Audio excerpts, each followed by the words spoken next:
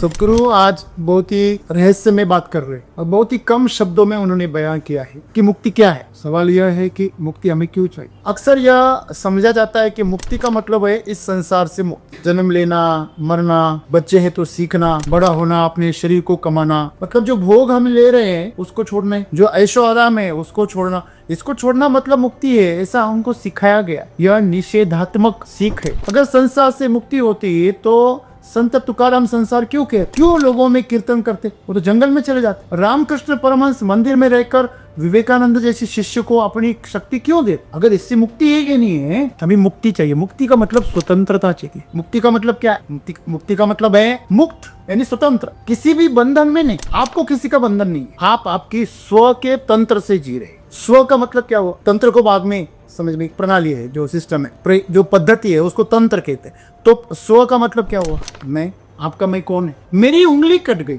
मतलब कौन बोल रहा है? क्या बात है? शरीर बोल रहा है। शरीर बोल रहा है मेरी उंगली कट गई, मतलब आपने मैं को क्या समझा है? शरीर। मेरा शरीर है, ये कौन कह रहा है? फिर अभी तो सवाल है, आप ही बोलते हैं ना, ये मेरा शरीर है, ये मेरा हाथ है। अभी मेरा हाथ है तो शरीर कहेगा, लेकिन मेरा शरीर है ये कौन कहेगा? शरीर तो नहीं कह सकता ये मेरा शरीर है। हेलो, फिर कौन कह रहा है? आपका मन कह रहा है। आपका मन क्या कह रहा है? ये मेरा शरीर। मतलब आप शरीर को भी मैं कह रहे, आप मन को भी मैं कह रहे, और आपकी चित्त को भी मैं कह रहे। अभी इन सबको यह मेरा शरीर है, ये मेरा मन है, ये मेरा चित्त है, ये कौन कह रहा है? ये आपकी चेतना कह रही। स्व कौन है? अगर आपका स्व शरीर है तो अनुभव शरीर करेगा। आपका स्व अगर मन है तो अनुभव मन करेगा। हमारा शरीर है, मन है, ये साधन है, और इसका अनुभव जो है उसके माध्यम से जो अनुभव कर रहा है वो आपका स्व है। ना शरीर अनुभव कर रहा है ना मन।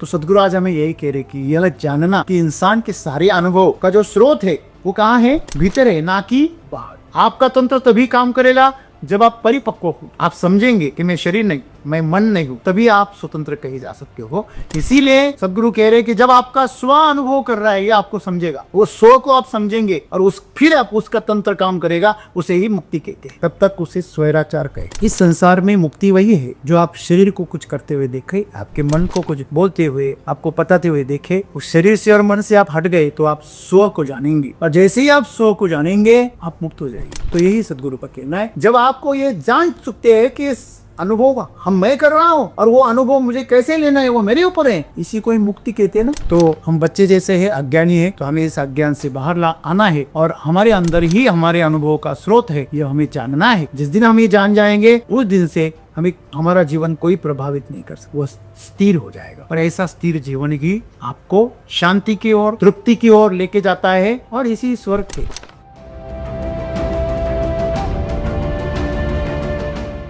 सर, मेरा सवाल ये है कि अनुभव का स्रोत हमारे भीतर ही है, ये क्या दर्शाता है यार, इसकी परिभाषा क्या है? और दूसरा सवाल ये है कि खुद को जानना या आत्मशक्ति के लिए कितना आवश्यक है?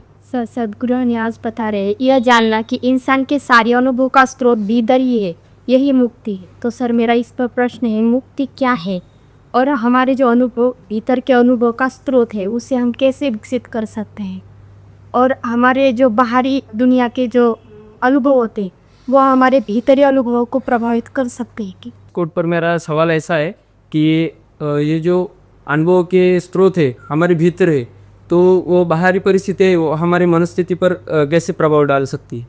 दोस्तों, सदगुरु आज बहुत ही रहस्य में बात कर रहे हैं और बहुत ही कम शब्दों में उन्होंने बयान किया है कि मुक्ति क्या है। सवाल यह है कि मुक्ति हमें क्यों चाहिए। हमने तो संसार का अनुभव ही नहीं किया, तो अगर हमने संसार का अनुभव ही नहीं किया तो हमें मुक्ति क्यों चाहिए। अक्सर यह समझा जाता है कि मुक्ति का मतलब है इस संसार से मुक्ति, जन्म लेना, मरना, बच्चे हैं तो सीखना, बड़ा होना, अपने शरीर को कमाना, अपनी बुद्धि को कमाना, उसको तेजस्वी बनाना, उसके लिए साधना करना, फिर शादी करना, बच्चे को पालना पोसना, बड़ा करना, यह सब करना मतलब संसार है, ऐसे हमारे दिमाग में। और उसको छोड़ना है, मतलब जो भोग हम ले रहे हैं उसको छोड़ना है, जो हम हमारे मन को बहला रहे उसको छोड़ना, जो ऐशो आराम है उसको छोड़ना। इसको छोड़ना मतलब मुक्ति है, ऐसा हमको सिखाया गया। यह निषेधात्मक सीख है। शायद ऐसे हमें सिखाया नहीं गया, लेकिन ऐसा अनुमान हमने निकाला। अगर संसार से मुक्ति होती तो संत तुकाराम संसार क्यों लोगों में कीर्तन करते, वो तो जंगल में चले जाते। रामकृष्ण परमहंस मंदिर में रहकर विवेकानंद जैसे शिष्य को अपनी शक्ति क्यों दे? क्यों क्यों भगवान श्री कृष्ण अर्जुन को गीता पढ़ा था? अगर इससे मुक्ति है कि नहीं है, भाग ही जाना है, कुछ भोग ही नहीं अनुभव करना है, तो भगवान श्री कृष्ण इस संसार में क्या करते? भगवान श्री राम हमें क्या बता रहे? वो तो इसी संसार में पैदा हो, यही पले बड़े हुए, उन्होंने यही सभी अनुभव किए। जब राजा थे तो अलंकार पहनते थे, आभूषण रहते थे, कितने ऐश्वर्यवान जीवन जीते। जंगल में गए तो सन्यासी जैसे वेश धारण कर, कुछ भी। तो संसार क्या है? संसार जो हम हमारी कल्पना में रचते, हमारी कामनाओं में, वासनाओं में जो हम चिंतन करते हैं, वह है संसार। क्योंकि अक्सर अनुभव जो संसार का किया जा रहा है वो किस तल पर किया जा रहा है? आप हमें मुक्ति चाहिए। मुक्ति का मतलब स्वतंत्रता चाहिए। यहाँ पे हर किसी को आर्थिक स्वतंत्रता चाहिए। मतलब क्या? मैं कहीं भी अगर चला जाऊं, होटल में चला जाऊं, तो लेफ्ट साइड में देखो, राइट साइड में ना देखो। जब आपके सामने मेनू कार्ड आता है ना, तो हमें अक्सर करना क्या चाहिए? लेफ्ट साइड में देखना चाहिए। हम देखते कहाँ हैं? राइट साइड में। क्यों? क्योंकि वहाँ पे कीमतें होती है। पहले हम क्या देखते हैं? क्या परवड़ता है। फिर हम देखते हैं क्या पसंद है। मतलब हमारी जो चाह है वो हमारे हैसियत के बाद में आती। तो हम, हमें अगर स्वतंत्रता मिली तो हम हमारी मनचाही चीज को अनुभव कर सकते, खा सकते। आर्थिक स्वतंत्रता का मतलब है जब मैं चीजें खरीदूं तो मैं उसका प्राइस टैग ना देखूं, उसे मुझे ना देखना पड़े, उसकी चिंता ना करना पड़े। इसको कहते हैं आर्थिक स्वतंत्रता। मैं किसी को कुछ दे रहा हूं तो उसकी क्या कीमत है इसकी मुझे फिक्र ना हो, इसे कहते हैं आर्थिक स्वतंत्रता। सामाजिक स्वतंत्रता मतलब समाज में जाकर अपने अंदर से जो आवाज आती है उसी तरह जीने का, वो जीने के आपको अगर मौका मिल रहा है तो इसका मतलब आपको सामाजिक स्वतंत्रता है। तो कौटुंबिक स्वतंत्रता है। हर जगह पे हमें स्वतंत्र चाहिए। क्यों? क्योंकि हमें हर चीज को अनुभव करने का मौका मिले। लेकिन क्या आपको स्वतंत्रता है? नहीं। क्यों नहीं? क्योंकि आप बच्चे, इसीलिए नहीं। कोई कहेगा नहीं मैं तो अभी 35 साल का हूं, मैं कहाँ बच्चा रहा, मुझे बच्चे हो गया। मैं बच्चा किस? प्रकृति का जो ज्ञान है, प्रकृति के सामने आप बच्चे हैं। जब हालांकि आप मर भी जाएंगे, बूढ़े हो जाएंगे 80 साल के, फिर भी बच्चे हैं। क्यों? आपकी शारीरिक उम्र बढ़ गई, आपकी मानसिक उम्र कभी बढ़ी नहीं। मुझे अब बताइए, स्वतंत्र का मतलब क्या हुआ? स्व का तंत्र। मुक्ति का मतलब क्या है? मुक्ति का मतलब है मुक्त, यानी स्वतंत्र, किसी भी बंधन में नहीं। आपको किसी का बंधन नहीं है। आप आपकी स्व के तंत्र से जी रहे, जो चाहिए वो जीवन आप आपके स्व के तंत्र से जी रहे। आप तभी कर सकते जब आप मालिक हो। जब आप मालिक बन जाओगे तभी आप स्वतंत्र से जी सकते। लेकिन वो स्वतंत्र भी कैसा हुआ, इसलिए हमें थोड़ा सा अंदर, थोड़ा सा गहरे जाना। स्व का मतलब क्या हुआ? तंत्र को बाद में समझ में, प्रणाली है, जो सिस्टम है, जो पद्धति है, उसको तंत्र कहते हैं। तो स्व का मतलब क्या हुआ? मैं, आपका मैं कौन है? मेरी उंगली कट गई, मतलब कौन बोल रहा है? हेलो, कौन बोल रहा है? हाँ, क्या बात है? शरीर बोल रहा है। शरीर बोल रहा है मेरी उंगली कट गई, मतलब आपने मैं को क्या समझा है? शरीर, मेरा शरीर है। ये कौन कह रहा है फिर?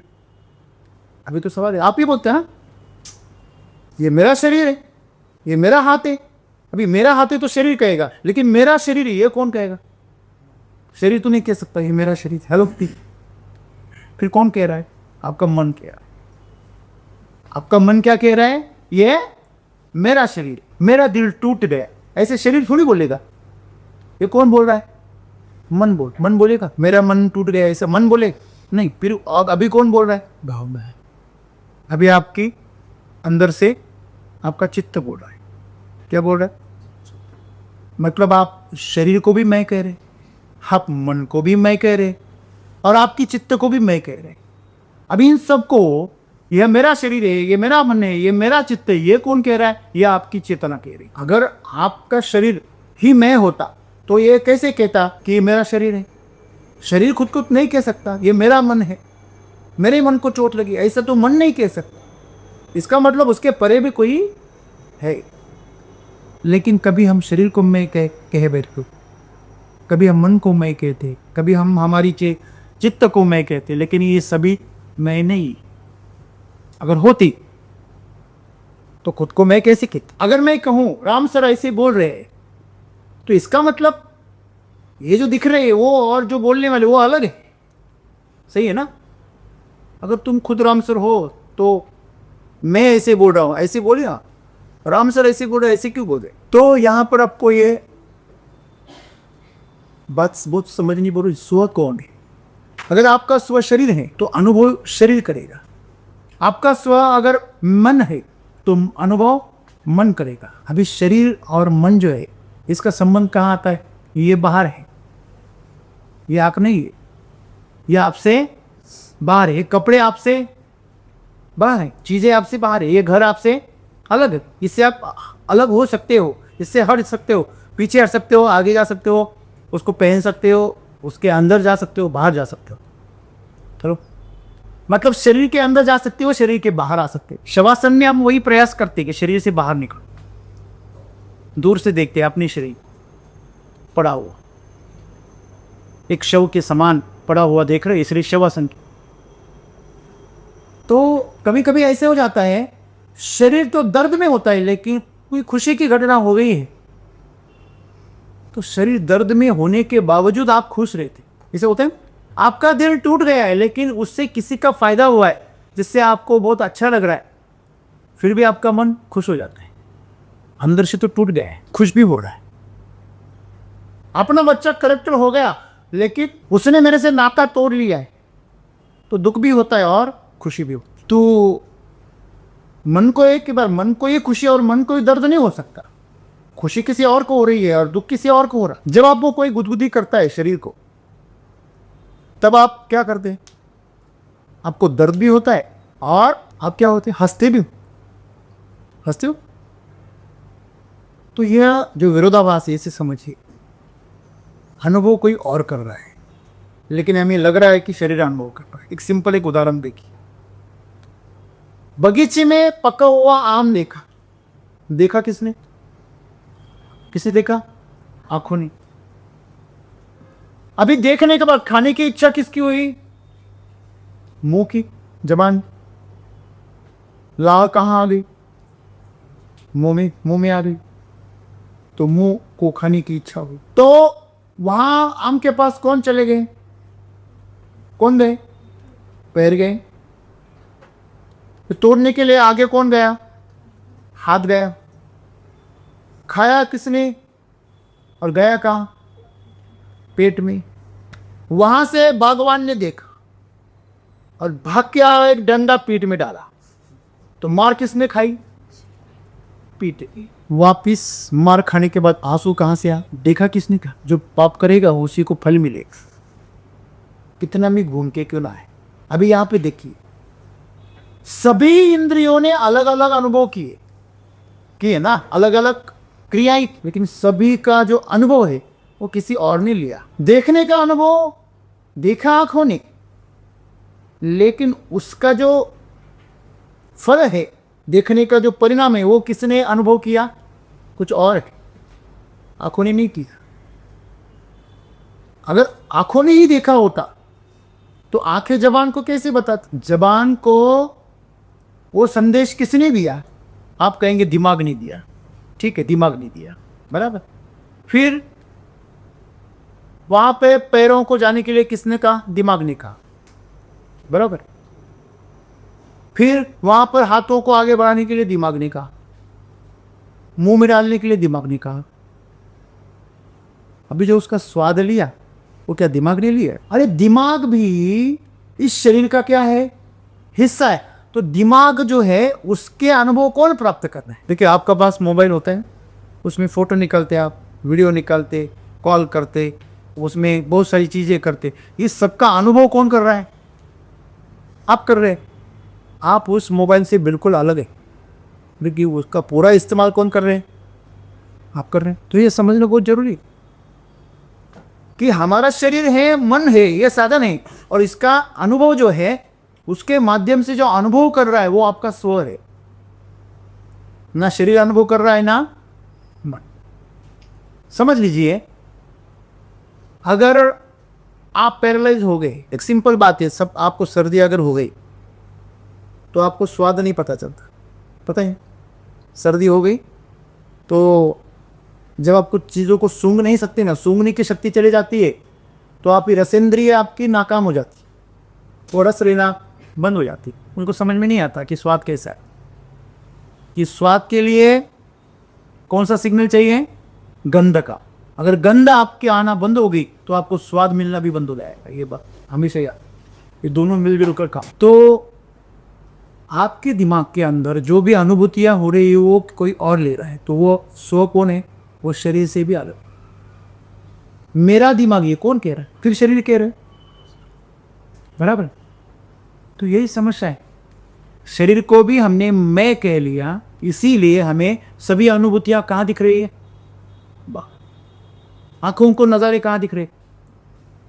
नहीं बोले सब, मैं आंखें बंद कर तो फिर भी दिखता है मुझे, लेकिन वो कल्पनाएं या आपने जो भी देखा है उसकी यादें हैं। आपने इंटरनेट से कनेक्शन काट दिया या आपने मोबाइल के कैमरास वगैरह सब बाहर की दुनिया से जो कनेक्शन है वो सब काट दिया, आपने फ्लाइट मोड पे डाल दिया, लेकिन उसके अंदर जो है वो तो आपको दिखेगा ना? नहीं दिखेगा। इसका मतलब वो सच्चाई है क्या? आप वर्तमान से जुड़े हैं क्या? आपने कोई कॉल रिकॉर्ड किया है, आप उसी को सुन रहे हैं, इसका मतलब आप लाइव कॉल पे है क्या? नहीं।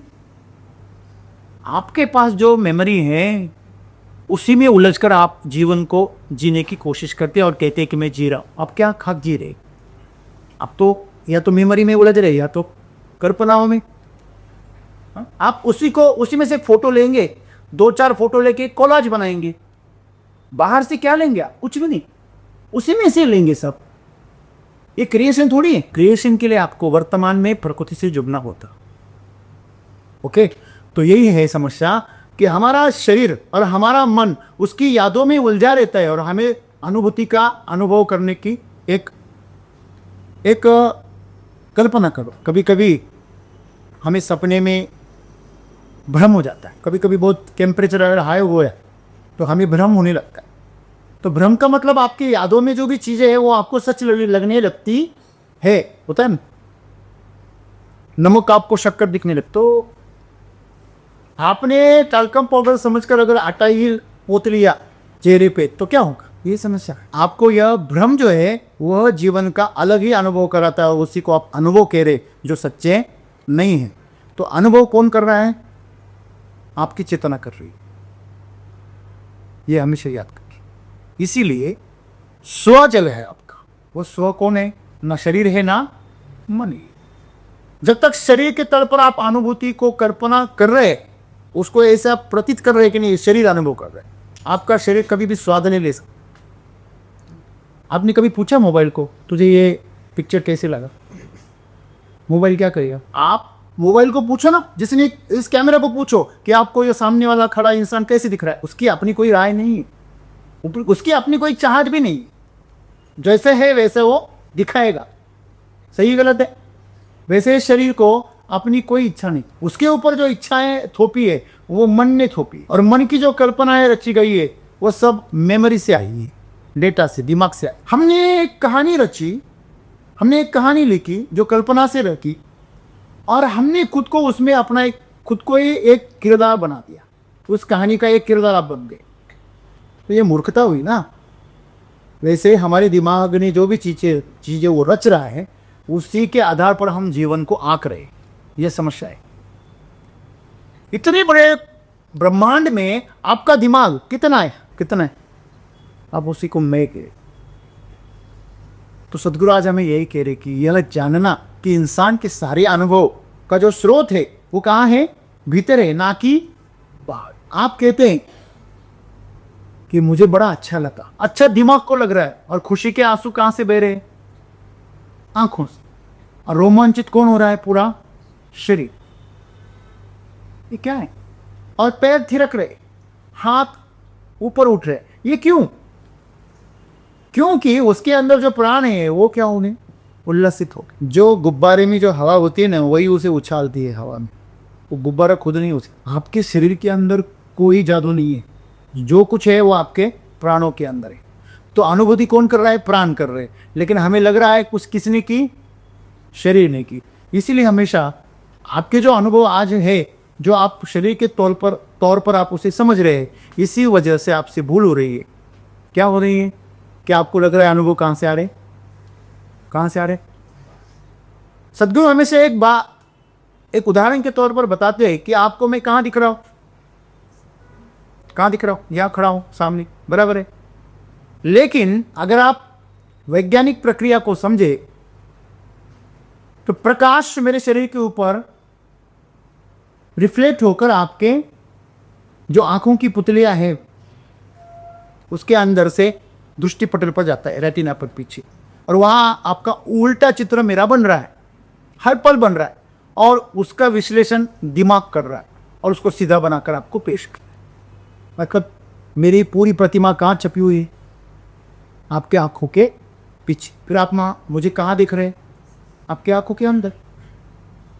मुझे कहाँ सुन रहे हैं? कानों के अंदर। जो एयर ड्रम है आपके कानों की जो पर्दे हैं उसके ऊपर जब आघात होता है ध्वनि का, उसका विश्लेषण हमारा ब्रेन कर रहा है और वहां हम सुन रहे हैं उसे। बाहर तो आवाज बन रही है लेकिन दिमाग काम नहीं कर रहा है। तो सिर को अगर चोट लग गई, जहां पर आपका दृष्टि का केंद्र है, हेरो ऑफिस ही खत्म हो गया तो बाकी ऑफिस का कोई काम ही नहीं है। हेलो, अगर ब्रेन डेड हो गया कोई, तो उसका पूरा शरीर जिंदा होकर भी कुछ फायदे का नहीं, कोई उसका मायने ही नहीं। वैसे आप जो भी अनुभव कर रहे हो आपके अंदर का स्वादिष्ट भोजन आपकी जीवा को प्रेरित करता है, उत्साहित करता है, लेकिन उसका अनुभूति कौन ले रहा है? कौन ले रहा है? अंदर आपकी चेतना रहेगी। तो हमेशा यह बात हमेशा याद रखिए कि हमारे सारे अनुभव जो है वो कौन अनुभव कर रहा है? अंदर है, वो अंदर बैठे, शरीर और मन के परे, स्व जिसे कहते हैं। आपने देखा होगा अगर कोई विधि करते ना, वैदिक विधि, तो उसमें एक शब्द यूज करते, स्वाहा। स्वतंत्र शब्द से, स्वतंत्र और स्वतंत्र, उससे वो आया हुआ है। स्वाहा का मतलब समर्पित कर देना, स्व को समर्पित कर देना मतलब स्वाहा है। स्व को समर्पित कर दो, स्व को मतलब अपनी चेतन। अभी समझे मैं मालिक हूं, तो मैंने अगर मेरे सिग्नेचर के अधिकारी अगर किसी को दे दिए, तो मुझे ये अलग प्रॉपर्टीज और ये जो कंपनियां हैं, जो भी मेरे गाड़ियां हैं, बंगला है, जो भी सामान है, जो मेरी जो भी चीज़ें प्रॉपर्टी है, वो अलग से देने की कोई ज़रूरत पड़ेगी क्या? वो तो उसके साथ ही चली जाएगी। वैसे जब आपका स्व चला जाएगा तो आपका शरीर और मन का क्या रहा हुआ? जब आप कहते हैं मैं किसी से कि मैं आपसे प्रेम करता, तो सोचना ये मैं कौन है? वो शरीर बोल रहा है। अगर वासना से हो रहा है तो शरीर बोल रहा है। अक्सर जो कॉलेज में या हाई स्कूल्स में जो बच्चे होते हैं ना, जब वो कहते हैं कि आई लव यू, तो अक्सर उनका शरीर बोल रहा है, वो नहीं बोल। उनको खुद का कोई पता ही नहीं, स्व का कैसे पता चले? उनका शरीर उनको प्रेरणा दे रहा है, प्रजनन के लिए वो तैयार हो रही है, इसलिए उनको आकर्षित कर पा रहा है, इसे वो प्रेम करो। मैं हमेशा बात करता, आपका प्रेम अगर सच्चा है तो शादी तक आप हाथ मत करो, शरीर के कल पर मत प्रेम करो, तो वो सच्चा है, नहीं तो वो बच्चा है। क्योंकि अभी कच्चा है ना, पर कच्चा कभी सच्चा नहीं हो सकता, वो खुद कच्चा है। आपको स्व के बारे में अनुभव क्यों नहीं है? क्यों बच्चों को हम स्वतंत्रता नहीं देते? बच्चों को स्वतंत्रता क्यों नहीं है? या बच्चे, छोटे बच्चे ने कभी मुक्ति पाई है ऐसा हमें पता नहीं, क्यों? क्योंकि वो परिपक्व नहीं। फल पेड़ से परिपक्व होने के बाद ही चला जाए तो स्वतंत्र जी सकता है, उसका स्व का तंत्र काम कर सकता है। आपका तंत्र तभी काम करेगा जब आप परिपक्व होंगे, आप समझेंगे कि मैं शरीर नहीं, मैं मन नहीं हूं, तभी आप स्वतंत्र कहे जा सकते हो। इसीलिए सदगुरु कह रहे हैं कि जब आपका स्व अनुभव कर रहा है, ये आपको समझेगा, वो स्व को आप समझेंगे और फिर आप उसका तंत्र काम करेगा, उसे ही मुक्ति कहते हैं। तब तक उसे स्वैराचार कहे। आज जो अभी से स्वतंत्रता कह रहे हैं लोग, उसे स्वैराचार क्यों? हम कहते हैं ना, कोई कहता है मैं मेरे मन का मालिक हूं, मेरी मर्जी। तो मेरी मर्जी का मतलब आप मन की मर्जी। किसकी मर्जी? हेलो, किसकी? मन की मर्जी। आपकी स्व की मर्जी होती है तो स्वैराचार कैसे करता? अगर स्वतंत्रता का मतलब हुआ तो तंत्र आपका है खुद का। इसलिए सदगुरु कह रहे कि जो अनुभव है वो भीतर से मतलब स्व से ही लिए जाते हैं। और आपको पता है और एक चीज, जो स्वावलंबी है, जिसे हिंदी में बहुत सुंदर शब्द है आत्मनिर्भर, वहां स्व का इस्तेमाल हुआ है, वहां यहाँ पे आत्म का इस्तेमाल। मतलब सीधा सीधा उदाहरण है, स्व का मतलब क्या हुआ? आपकी आत्मा। शरीर निर्भर, तन निर्भर किसी ने कहा है क्या? मन निर्भर किसी ने कहा है क्या? नहीं, आत्मनिर्भर कहा है। आत्मनिर्भर का मतलब आप बहुत सारे लोग हैं जो शरीर के तौर पर मेहनत करते हैं और खाते पीते वो बोलते मैं स्वावलंबी हूं, गलत। आत्मनिर्भर का बात मतलब आप आपकी आत्मा पर निर्भर है। आपकी आत्मा किसी और चीज के लिए व्याकुल नहीं हो। आप हमेशा मस्ती में रहते, खुशी में रहते, आनंद में रहते, क्योंकि आप आत्मनिर्भर है।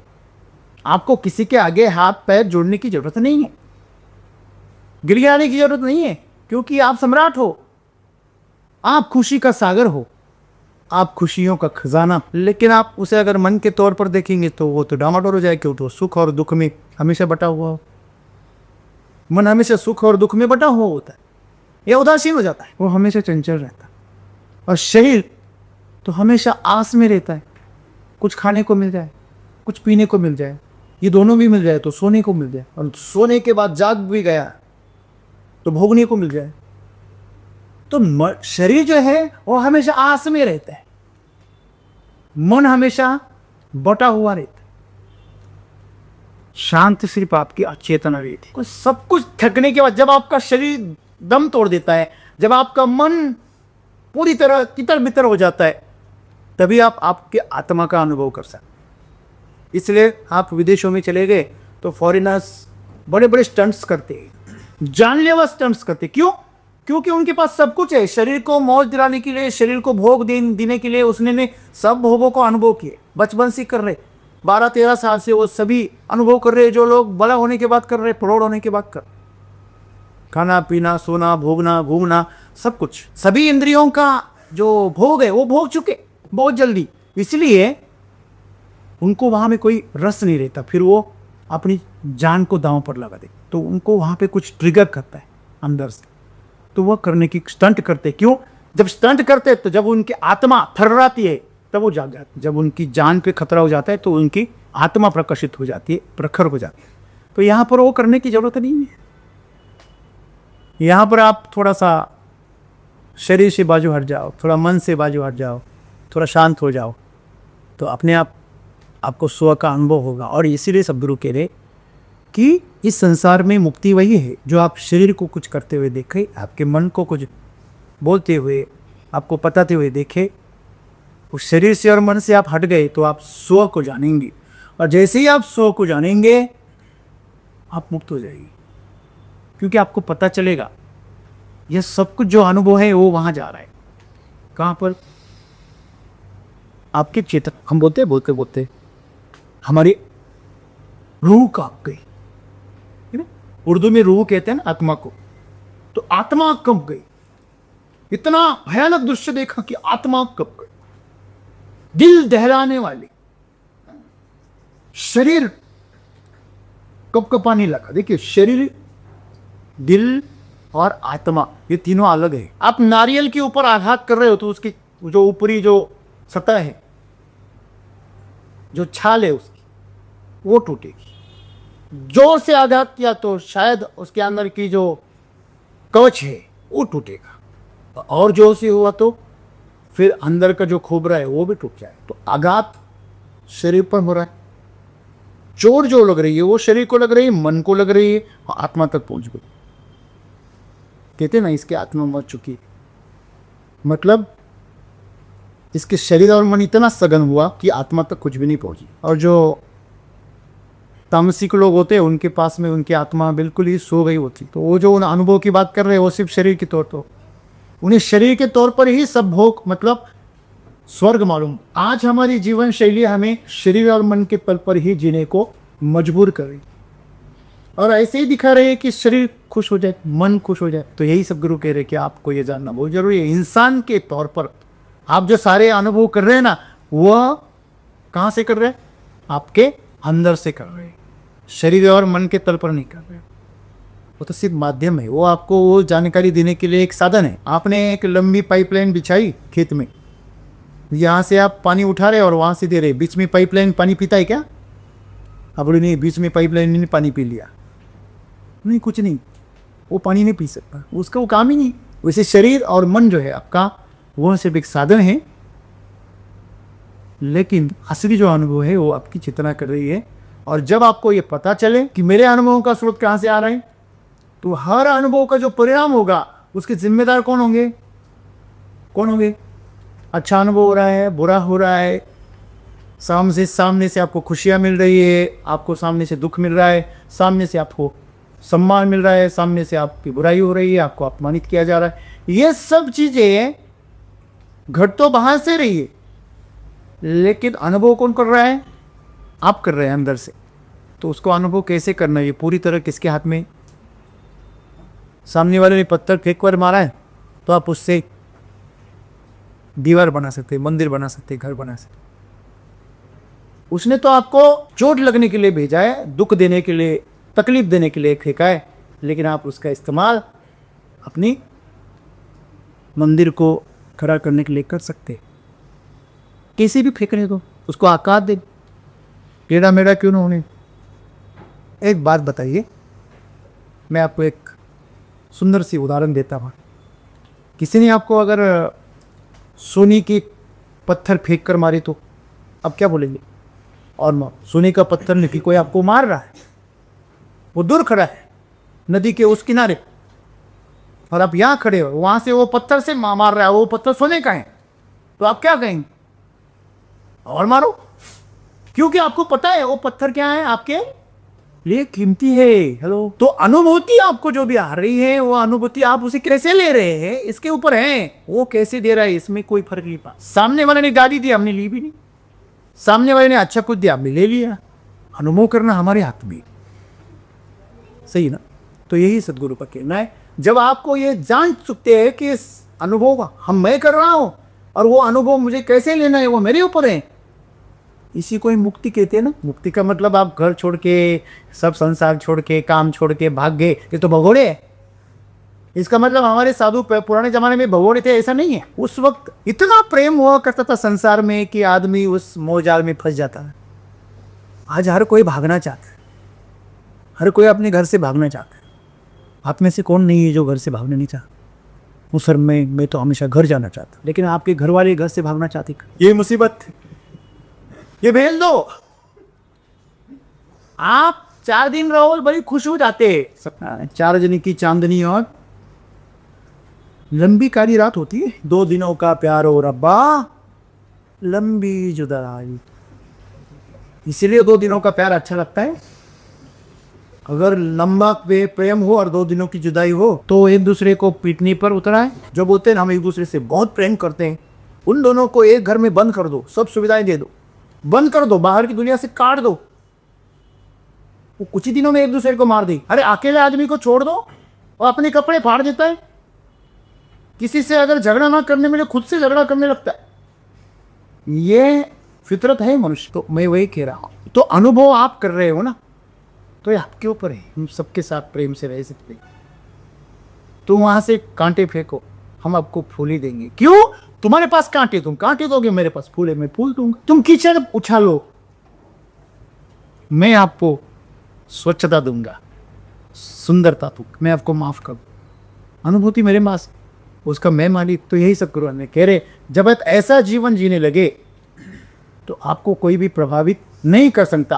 आपके जीने का तंत्र जो होगा वो खुद का होगा और उसी को स्वतंत्र कहते हैं। हाँ? आप आत्मनिर्भर हो जाओगे। आप अभी हो आत्मनिर्भर। देखो, जीने के लिए क्या चाहिए? सांसें चाहिए। वो कहाँ खरीदनी पड़ती? सांसें खरीदनी पड़ती, पर पानी आप नेचर में चले जाओ, प्रकृति के साथ में चले जाओ, पानी खरीदना पड़ता है? वहां खाना खरीदना पड़ता है? कुछ भी नहीं। जीने के लिए कुछ नहीं लगता, सब कुछ प्रकृति ने दिया। तो पहले से आप आत्मनिर्भर हो, लेकिन हमारे शरीर ने और मन ने उसकी कामना और वासनाओं के लिए हमें गुलाम बना दिया। और हमारे अंदर की जो स्व है उसको ढक दिया। ठीक है ना। तो हम बच्चे जैसे हैं, अज्ञानी है, तो हमें इस अज्ञान से बाहर ला आना है और हमारे अंदर ही हमारे अनुभव का स्रोत है, ये हमें जानना है।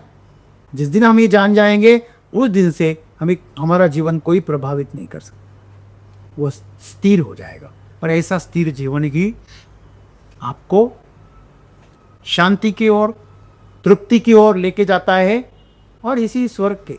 धन्यवाद।